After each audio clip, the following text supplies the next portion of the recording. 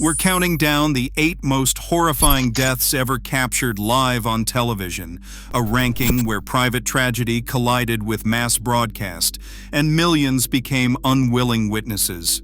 From routine talk shows and family entertainment to high-risk arena stunts and live newsrooms, each moment shattered illusions of safety, forcing viewers to confront real mortality in real time. How did the relentless eye of the camera turn catastrophe into shared trauma, changing industry rules forever? Let's begin with number 8. Marina Sole was a fixture in American kitchens long before the afternoon of April 12, 2014. At 48, she had hosted hundreds of live episodes from Culinary Live Studio A in Los Angeles, guiding millions through complicated recipes with practiced calm. That day, 4.28 million viewers tuned in for a special on rare Pacific ingredients. At 12:21 and 55 seconds p.m. Pacific time, she sampled a sliver of the featured nut, as required by the show's format. Within seconds, her voice faltered. Urticaria appeared on her neck at 12:22 and 8 seconds p.m. She tried to steady her breath, continuing the segment as her airway tightened. By 12:22 and 11 seconds p.m., she collapsed behind the kitchen island. The cameras kept rolling as producers scrambled to understand what was happening. No EpiPen or trained medical staff were present on set. CPR began at 12:22 and 45 seconds p.m., but paramedics did not arrive until 12:36 and 3 seconds p.m. Marina was pronounced dead at 12:41 and 22 seconds p.m. from respiratory failure caused by anaphylaxis. The footage, broadcast live in real time, left viewers and crew in shock. In the aftermath, networks mandated on-set paramedics and allergen script checks for all live cooking shows, closing a gap that had gone unnoticed until millions watched a trusted host die in her own studio. Samuel Hargrove was a household name for generations. He took his seat on Channel 7's Midday Exchange on May 3, 2012. At 82, he moved with the assurance of someone who had spent 50 years under studio lights. The interview began as routine, watched by 6.12 million viewers across the Northeast. At 11:07 and 53 seconds Eastern Time, mid-sentence, Hargrove's hand shot to his chest. The host, caught off guard by the sudden gesture, laughed along with the audience, mistaking the pain for a bit of physical comedy. 5 seconds passed before concern replaced amusement. At 11:08 and 2 seconds, the studio nurse rushed from the wings, starting chest compressions as producers scrambled to cut the feed. The control room delay buffer, designed for profanity, offered no protection against a real-time crisis. An automated external defibrillator delivered shocks at 11:09 and 15 seconds, and again at 11:09 and 47 seconds. Emergency services arrived at 11:13 and 30 seconds, but Hargrove never regained consciousness. He was pronounced dead at 11:29 and 47 seconds. For 90 seconds, a beloved figure's final moments played out live, confusion and panic spreading from the set to living rooms across the region. The footage sparked a public reckoning over the limits of live television. In the aftermath, networks introduced mandatory medical screening for elderly guests and imposed a minimum 15-second delay for high-risk segments, hoping to prevent tragedy from becoming a spectacle again. Alessio El Halcon Moreno was no stranger to the spotlight. At 39, he had spent more than 2 decades performing high above crowds, his signature act a solo traverse of the high wire without a safety net. On June 21, 2015, Arena Centrale in Rio buzzed with anticipation as 8.73 million viewers tuned in for the live circus special. Moreno's rigging had passed inspection only hours earlier, but a microscopic flaw in the main cable went unnoticed. At 8:14 p.m. and 36 seconds BRT, as he reached the midpoint of his 24.4-meter crossing, the cable snapped. 4 cameras captured the instant his body dropped from the wire. The fall, nearly 80 feet, ended on the arena floor in full view of families and children. Medical staff reached him within 2 minutes, but the force of impact had ruptured his aorta. Moreno was pronounced dead at 8:21 p.m. and 5 seconds BRT. The broadcast delay, designed for minor mishaps, failed to prevent the footage from airing live. In the aftermath, parents and viewers flooded the network with complaints about the graphic nature of what they had witnessed. Trauma specialists later reported increased anxiety and sleep disturbance among children who watched the event. Regulatory bodies responded within weeks. All no-net aerial acts were banned from live broadcast, and third-party rigging certification became mandatory for televised circus performances. Moreno's death, frozen across 4 camera angles and replayed in news cycles, became evidence of how the pursuit of spectacle can override invisible risks. The footage remains archived, a permanent record of the moment when engineering oversight met the relentless gaze of live television. Marcus Vail's voice was a fixture in the world of self-help long before October 9, 2016. At 56, he had spent decades commanding stages, promising transformation through willpower and discipline. That afternoon, more than 50,000 viewers tuned into his live stream without delay, eager for guidance from a man who seemed immune to weakness. At 14:11 and 3 seconds, while speaking about overcoming physical limits, his words began to slur. The audience, used to his dramatic delivery, took it for a rhetorical device. Over the next 43 seconds, his right arm drifted, his gaze lost focus, and his speech grew unintelligible. At 14:11 and 46 seconds, he collapsed to the floor. The official stream continued uninterrupted, as did hundreds of phone cameras in the audience. Medics reached him at 14:15 and 46 seconds, but a ruptured middle cerebral artery had already caused irreversible damage. Medevac arrived at 15:22 and 4 seconds. Marcus Vail was pronounced dead at 17:10 and 18 seconds after emergency surgery failed. By nightfall, clips of his collapse had been viewed more than 420,000 times. The footage spread across platforms before his family could request removal. Moderators struggled to keep pace, and the original stream remained online for hours. The scale and speed of the viral spread exposed the limits of digital controls. In the months that followed, streaming services introduced artificial intelligence-triggered shutdown protocols for medical emergencies, and they enabled streamers to cut feeds instantly. The event forced a reckoning with the permanence of digital death, and with the reality that online, the boundary between public and private tragedy can vanish in seconds. Sergio de la Vega entered La Maestrance's sand at 18:31 and 50 seconds Central European Time, a master matador with 15 years in the ring and the weight of tradition behind every step. On May 27, 2013, 3.92 million viewers tuned in as the championship bout reached its crescendo. At 18:32 and 9 seconds, a routine pass turned catastrophic. The bull's horn drove upward, piercing de la Vega's left thigh and rupturing the femoral artery. Blood spattered across the arena floor. For 53 seconds, the cameras stayed fixed as assistants tried to apply a makeshift tourniquet. At 18:33 and 2 seconds, the wound continued to pulse, darkening the sand, while the director hesitated, caught between cultural ritual and broadcast duty. Control room debate stretched on, but the feed remained live, and 2 slow-motion replays aired before the network froze the shot. The ambulance reached the ring gate at 18:38 and 48 seconds, but blood loss had already drained de la Vega's color. He was pronounced dead at 19:03 and 42 seconds, having never left the stadium's medical station. Complaints flooded regulators in the hours that followed. Parents described children unable to sleep, while ethicists questioned the necessity of replaying the Goring in detail. Broadcasters cited tradition, but the volume of outrage forced a response.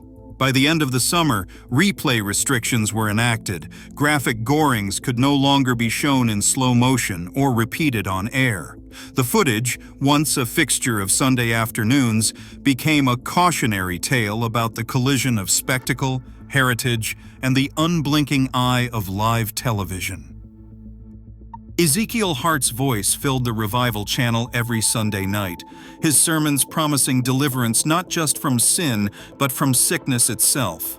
At 61, he had built a congregation that spanned continents, drawing 12.5 million viewers to his televised services. On February 14, 2011, Hart opened the Valentine's Day broadcast with his usual vigor, moving between testimonies and prayers for healing. At 8:05 and 12 seconds p.m. As he raised his arms in invocation, his speech faltered. For a moment, those in the sanctuary and at home believed it was a sign, a new wave of the Spirit. But as seconds passed, confusion replaced faith. Hart's knees buckled. By 8:05 and 50 seconds p.m., staff and followers gathered around him, laying on hands, praying for revival, even as his breathing grew shallow and his eyes lost focus. The cameras continued to broadcast, capturing whispered prayers and shouts for a miracle. The feed remained live until 8:08 and 15 seconds p.m., when producers finally cut to pre-recorded music. Hart was rushed to St. Catherine's Hospital, where a CT angiogram at 10:30 p.m. revealed a catastrophic brainstem stroke. He was pronounced dead at 11:10 and 9 seconds p.m. In the hours that followed, the footage spread across social media, replayed and dissected by supporters and skeptics alike. Within days, regulatory authorities in 3 countries froze over $12 million in ministry assets, opening investigations into false medical claims and financial misrepresentation.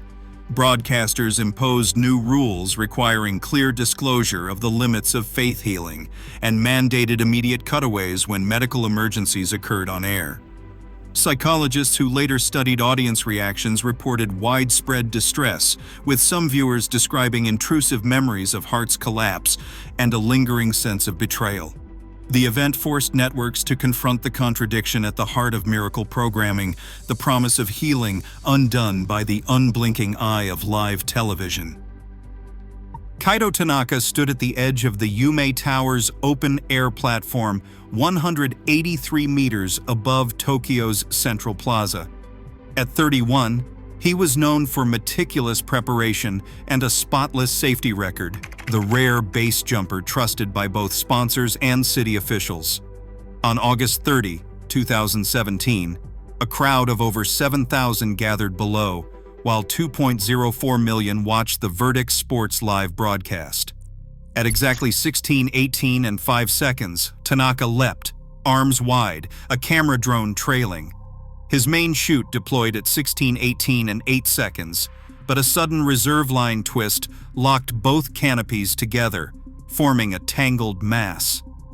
For 4 seconds, he struggled to untwist lines as the ground rushed up at terminal velocity. Impact came at 16:18 and 12 seconds, the sound echoing through the plaza and across the broadcast feed.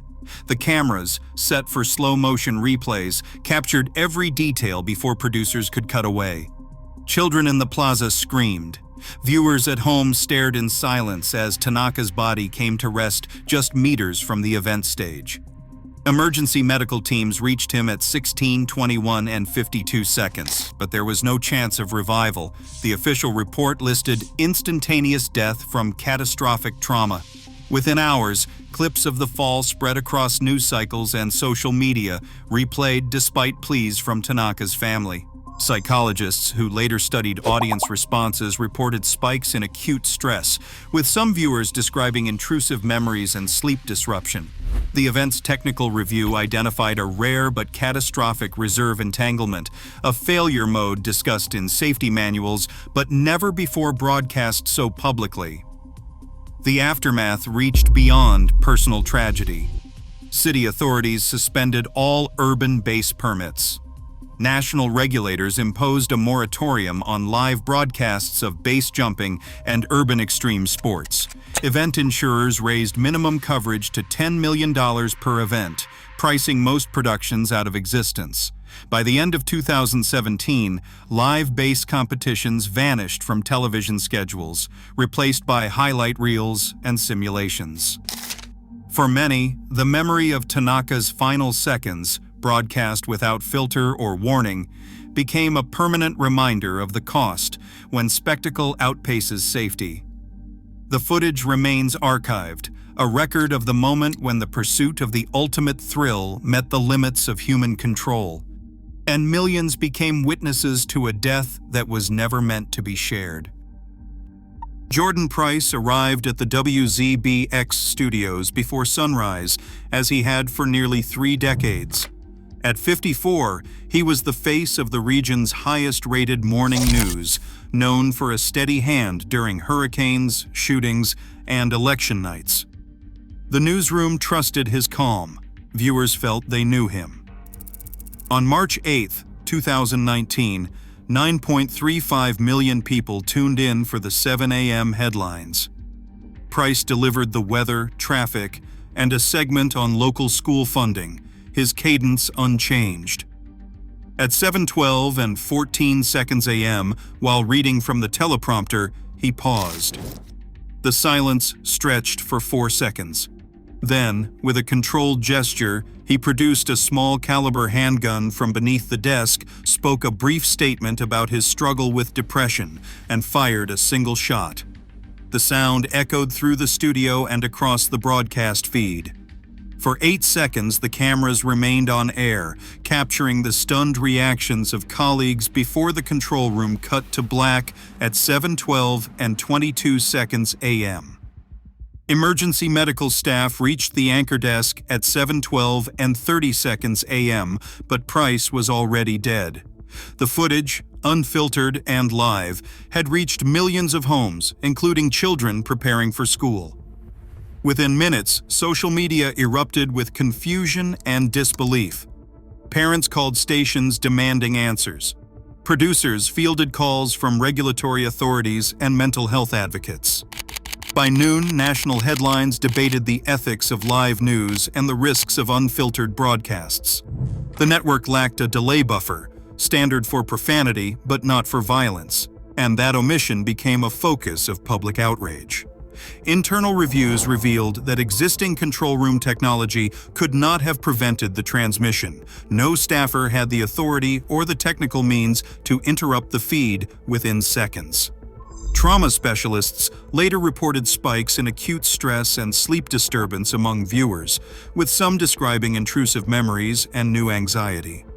Psychologists who analyzed the coverage warned of suicide contagion, citing research that graphic, widely viewed suicides can trigger copycat acts. Media scholars described the audience as virtual witnesses, forced into a shared experience that would not fade from memory. In the weeks that followed, the industry responded with sweeping changes. All major networks adopted a mandatory 10-second delay for live programming, regardless of format or perceived risk. Employee assistance programs became standard, with on-call mental health counselors available to on-air staff and production teams. Newsrooms introduced mandatory mental health screenings for anchors and reporters, and national broadcasters worked with suicide prevention organizations to develop new protocols for crisis intervention and aftercare. For many, the image of Jordan Price's final moments remained an open wound. The footage was suppressed from rebroadcast, but its existence shaped newsroom policy and public debate for years. The event forced an industry reckoning with the limits of live television and with the responsibility to protect both viewers and journalists from the irreversible consequences of real-time tragedy. Across all 8 entries, one reality stands out. Live television's power to turn private tragedy into public trauma is unmatched. The camera's gaze strips away dignity, replaying final moments for millions. This pattern reveals a hard truth. Technology often outpaces our ethics. As live broadcasts multiply, so does our responsibility to protect viewers and victims from the permanent consequences of unfiltered reality. Thank you for watching. Please share your thoughts below.